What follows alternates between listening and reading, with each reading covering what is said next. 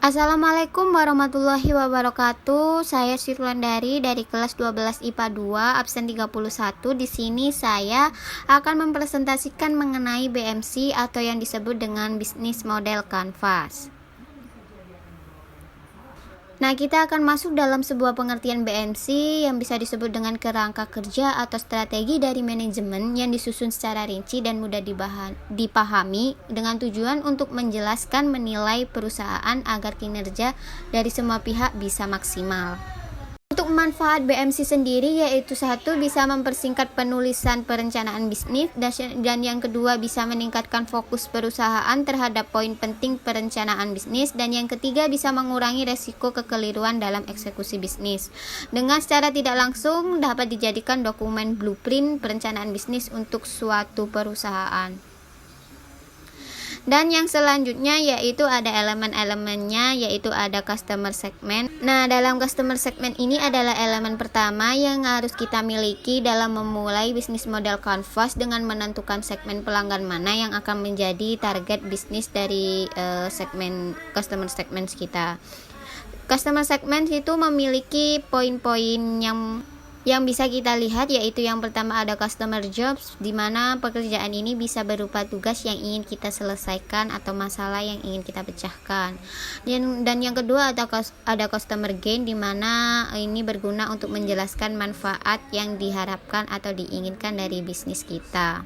Yang ketiga yaitu ada customer pain. Blok ini untuk menggambarkan emosi negatif, biaya yang tidak diinginkan dari resiko selama pekerjaan selesai.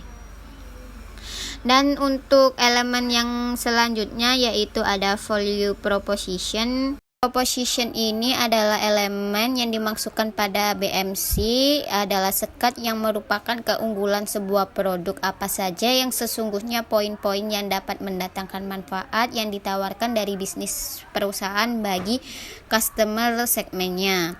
Dan poin-poin dari value proposition ini yaitu satu, ada produk dan service. Dengan produk dan service ini kita bisa menulis apa yang ingin kita jual. Dan yang kedua yaitu ada pain relievers. Pada blok ini kita harus menjelaskan bagaimana produk atau jasa yang bisa kita pasarkan untuk meringankan beban dari pelanggan kita.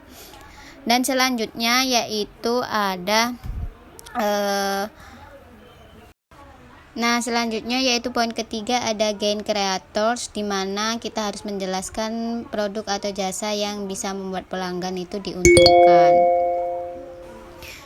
Nah, untuk elemen yang selanjutnya yaitu channels atau yang disebut dengan saluran.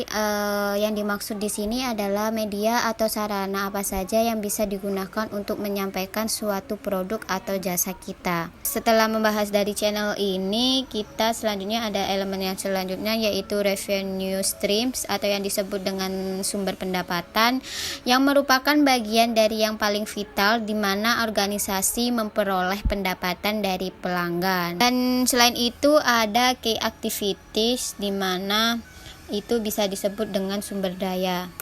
Adalah sekat dalam BMC yang berisikan daftar sumber daya sebaiknya yang direncanakan oleh suatu perusahaan untuk mewujudkan value proposition mereka.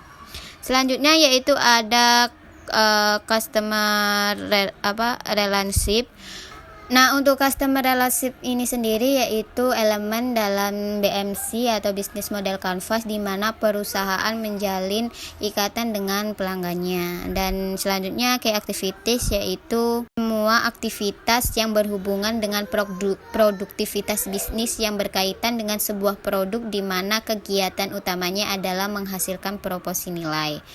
Dan selanjutnya yaitu ada key ratios dan key partnership. Key ratios kita sudah bahas di slide yang sebelumnya, dan kita akan membahas mengenai key partnership-nya, yaitu tidak mungkin suatu perusahaan itu bisa mampu berdiri sendiri tanpa bantuan reaksi dari pihak lain, dan kita harus membutuhkan orang lain untuk mengembangkan bisnis kita. Dan untuk aplikasi dari bisnis aku sendiri, yaitu bisnis kue. Kita bisa lihat dari bagannya. Yang pertama ada key partners, yaitu ada pemasok bahan baku, ada pemasok kemasan, ada kurir logistik, ada marketplace, ada retail, reseller, dan juga ada komunitas. Dan selanjutnya ada key activities, yaitu ada pengadaan bahan bakunya, ada produksinya, ada promosi, distribusi, penelitian, dan pengembangan suatu produk. Dan selanjutnya ada key research, di mana kita akan menentukan intelektual, paten merek, alat produksi, buruh produksi kita, karyawan, dan juga modalnya.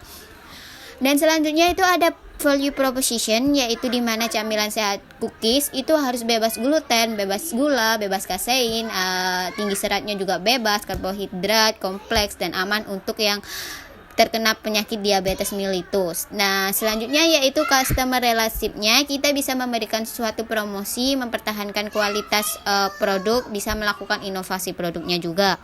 Dan selanjutnya yaitu channel kita, media yang kita gunakan itu seperti ada bazar, website pribadi kita juga ada, media sosial, ada marketplace juga, dan juga ada retailer.